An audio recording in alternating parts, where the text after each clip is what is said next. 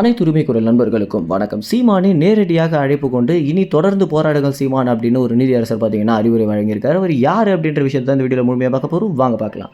தமிழ்நாடை பொறுத்த வரைக்கும் ஒரு ட்ரெண்டிங்கான நீதியரசராக இருக்கக்கூடியவர் தான் பார்த்தீங்கன்னா ஆனந்த் வெங்கடேஷ். ஏன்னா இவர் ஆட்சியில் இருக்கக்கூடிய திமுக கட்சிக்கு ஆதரவு கொடுக்காம இது வரைக்கும் வரலாற்றையே மாற்றுற அளவுக்கு ஒரு விஷயங்களை பண்ணிட்டு வந்துட்டு இருக்காரு. அது என்ன அப்படின்னா, மூன்றாவது பெரிய கட்சியாக இருக்கக்கூடிய நாம் தமிழ் கட்சிக்கும் தமிழ்நாட்டில் இருக்கக்கூடிய திராவிட கட்சிக்கு எதிரி கட்சியாக இருக்கக்கூடிய தமிழ் தேசியத்திற்கும் பார்த்தீங்கன்னா தன்னுடைய முழு ஆதரவுமே கொடுத்துட்டு வந்துட்டு இருக்காரு. பொதுவாகவே அரசு அதிகாரிகள் எல்லோருமே ஆட்சியில் இருக்கக்கூடிய கட்சிக்கு தான் வேலை செய்வாங்க அப்படின்ற ஒரு விஷயத்தை தற்போது ஏகப்பட்ட அரசு அதிகாரிகள் மாற்றிட்டு வந்துட்டு இருக்காங்க அப்படின்னு தான் சொல்லணும். இதில் ரொம்ப முக்கியமான ஒரு நபர் தான் ஆனந்த் வெங்கடேஷ். இவர் பார்த்தீங்கன்னா ஒரு தமிழ் தேசியவாதியாக இருக்காரு அப்படின்றத ரொம்ப நேரடியாகவே காட்டிக்கிறது மட்டும் இல்லாமல், தன் மீது என்ன வழக்கோ இல்லை பிரச்சனையோ வந்தாலும் பரவாயில்ல, நாம் தமிழ் கட்சிக்கும் தமிழ் தேசியத்திற்கும் எந்த வித பிரச்சனையும் வந்துடக்கூடாது அப்படின்றதுல ரொம்பவே குறிக்கோளாக இருந்துட்டு இருக்காரு.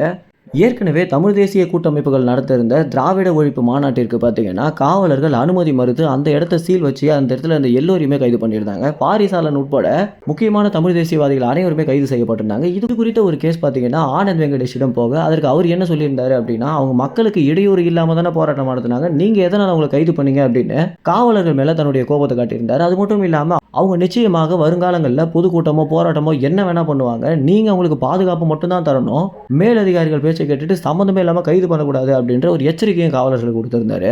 இதுதான் பார்த்தீங்கன்னா நீதியரசர் செய்ததிலேயே ரொம்பவே மாசான ஒரு காரியமாக பார்க்கப்படுது. இதற்கு பிறகு சீமான் நிறைய செய்தியாளர்கள் சந்திப்பில் இவருக்கு நன்றி சொன்னது மட்டும் இல்லாமல், இந்த மாதிரி அரசு அதிகாரிகள் இருக்கும்போது தான் ஒரு நல்ல ஆட்சி அமையறதுக்கு நிறைய வாய்ப்புகள் இருக்குது அப்படின்னும், இவங்களே எங்களுக்கு ஆதரவு தராங்க அப்படின்னா எந்த மாதிரி ஒரு ஆட்சி நடந்துட்டு இருக்கு அப்படின்றத நீங்களே கவனிங்க அப்படின்னு திமுக ஆட்சியை குறித்து விமர்சனமும் பண்ணியிருந்தார் சீமான். இப்படி இருக்க சீமானுக்கும் நீதியரசரான ஆனந்த் வெங்கடேஷுக்கும் பார்த்தீங்கன்னா ஒரு நல்ல நட்பு உருவாகி இருக்கு அப்படின்னு தான் சொல்லணும். பல இடங்களில் சீமானை ஊக்குவிக்கும் விதமாக நீதியரசரான ஆனந்த் வெங்கடேஷ் அலைபேசி மூலம் சீமானுக்கு அறிவுரை வழங்குவார் அப்படின்னும், இந்த வகையில் தற்போது இனி வரும் தேர்தல்களில் சீமானுக்கு ஏகப்பட்ட இடையூறுகள் வரதான் போகுது, நீங்கள் நிச்சயமாக தொடர்ந்து போராடணும், நிச்சயமாக சோர்ந்து போயிடக்கூடாது அப்படின்னு சீமானுக்கு பார்த்தீங்கன்னா ஒரு சிறப்பு அறிவுரையாக அலைபேசி மூலம் அறிவுரை வழங்கியிருக்காரு நீதியரசரான ஆனந்த் வெங்கடேஷ். இது குறித்து நாம் தமிழ் கட்சியுடைய நிர்வாகிகள் பார்த்தீங்கன்னா இந்த ஒரு செய்தியை நம்மிடம் பகிர்ந்திருக்காங்க.